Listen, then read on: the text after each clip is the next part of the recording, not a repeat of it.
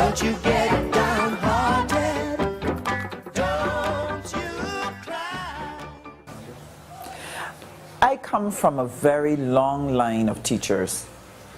My family is just peopled with people who have that instinct and those skills for teaching. But growing up, I did not want to teach English and maths and French and Spanish. I really wanted to teach people about life. I wanted to teach people how to get things done.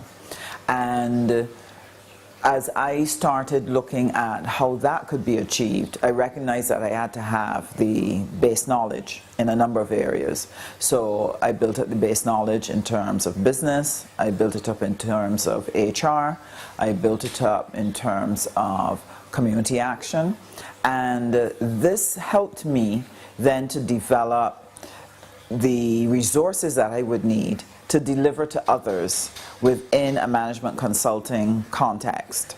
And the management consulting context allows you to interact with businesses. One, how are you going to get your business to function better?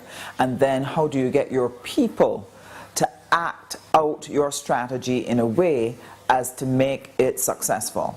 So I was able to marry the two things, and therefore my twin love for people development and for business advancement.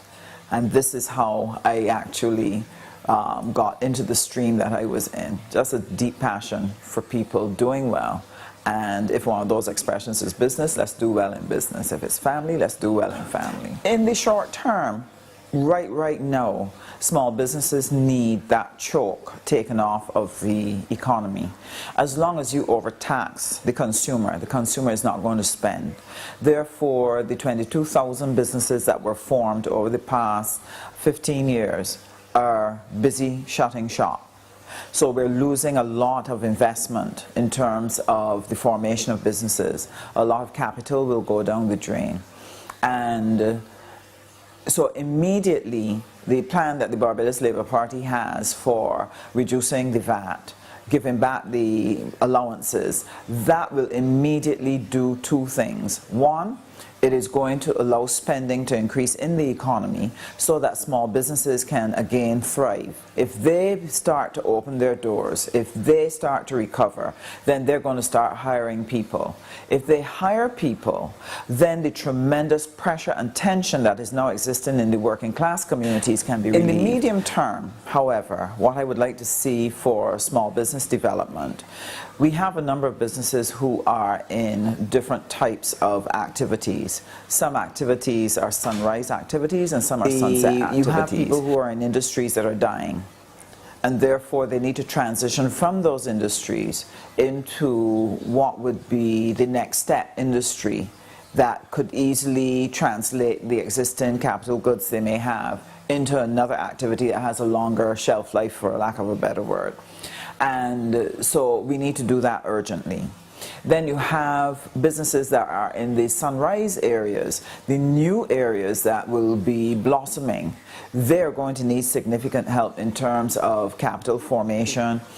They need to be able to get access to financing. They need to be able to get the skills, because they may require certain skill sets in their staff to be able to make the project work. Generally, in the early part of a business, the entrepreneur themselves possess that skill. The thing is, if they're going to expand, they need others with the necessary skills. So it means that we have to have an educational thrust that actually supports that. The third thing that is going to be necessary is that they need access to markets. You cannot grow thousands upon thousands of small enterprises and think that they can all become profitable serving 300,000 people. As long as you're talking growth of your enterprises, you have to talk CSME. You have to talk export. And if we are going to expand our economy so it continues to create jobs, so our graduates leaving school can actually find work in the areas in which they have studied, then you have to look at CARICOM as the place in which you're going to expand your businesses outward. Now, to make that happen, you need a process that is a hand-holding process to help them get started. Now, mind you, there are a number of Barbadian companies that have experience working in the Caribbean region. And And I think that what is going to be necessary is how can you garner the experience and expertise that they have built up over time and make it available to the new ones who want to get out into CARICOM. So for me, I think that that is critical. And then on the longer term is how we're going to prepare people to take advantage of the economic partnership agreement that we have with the EU. Part of making the EU work for us is working on our mutual recognition agreements, where we're able to get mutual recognition for the qualifications of West Indians to the equivalency in Europe so that it is accepted.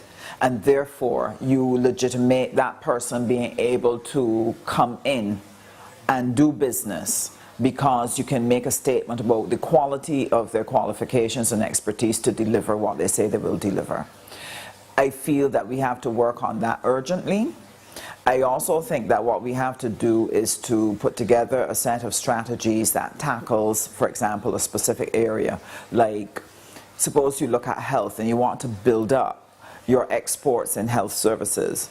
Then you send out an invitation to the various health providers and you look at where can we target these skills, where is the greatest need, build up a marketing program, ensure that on the ground you have the facilities that they can operate, and begin to make that marriage happen. And once it gets off the ground and people get to know how to get it done, the next group won't need the hand-holding. They will actually be able to do it themselves because they see how it is done. They know what they need to do. So I feel that those are things that we have to do urgently to grow the small business sector, especially in those new areas that have tremendous potential for foreign exchange earning, job creation, export. Today's